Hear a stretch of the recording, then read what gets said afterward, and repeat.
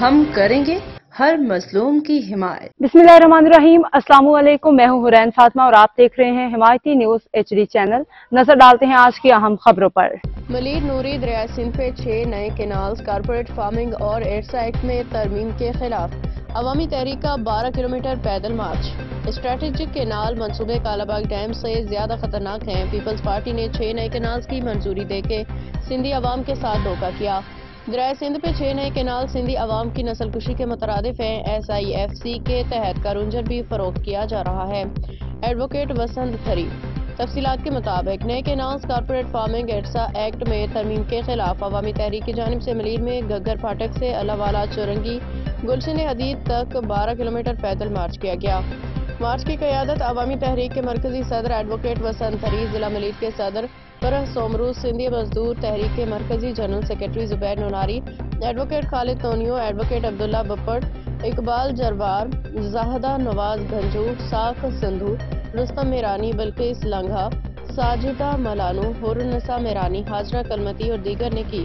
اس موقع پہ خطاب کرتے ہوئے عوامی تحریک کے مرکزی صدر ایڈوکیٹ وسنت تھری نے کہا کہ پیپلز پارٹی نے کارپوریٹ فارمنگ منصوبوں کی حمایت کر کے سندھی عوام کے ساتھ غداری کی ہے۔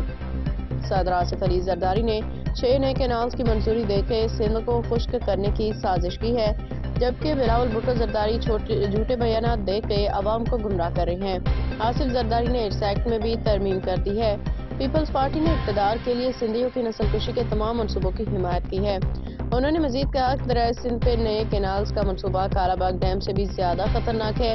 حکمرانوں نے ملک کو ایک سنگین موڑ پہ پہنچا دیا۔ معاشی ترقی کے نام پہ مظلوم قوموں کے وسائل اور زمینیں نیلام کی جا رہی ہیں۔ پیکا ایکٹ میں ترمیم کے ذریعے جمہوریت کا قتل کیا گیا، جو اظہار رائے کی آئینی آزادی کو دبانے کے مترادف ہے۔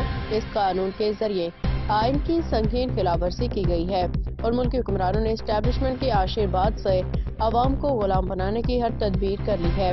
ایڈوکیٹ وسنت تھری نے مزید کہا کہ دریائے سندھ پہ نئے کینالز کے خلاف سندھی عوام نے بھرپور جدوجہد کی ہے اور ان منصوبوں کو منسوخ کرانے تک یہ جدوجہد جاری رہے گی۔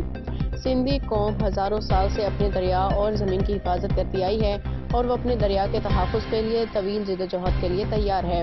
حکمران ملک کے خلاف سازشیں ختم کر دیں، کارپوریٹ فارمنگ اور اسٹریٹجک کینال جیسے منصوبے فوری طور پہ ختم کریں۔ انہوں نے مزید کہا کہ بلاول شہباز اتحادی حکومت اشرافیہ کے مفادات کے تحفظ کے لیے ملکی مفادات کا سودا کر رہی ہے۔ حکومت نے ملک کو بیچنے کے لیے SIFC نامی ادارہ تشکیل دیا، جس کے تحت ملکی زمین اور وسائل کے فروخت ملکی سلامتی کے لیے خطرہ ہے۔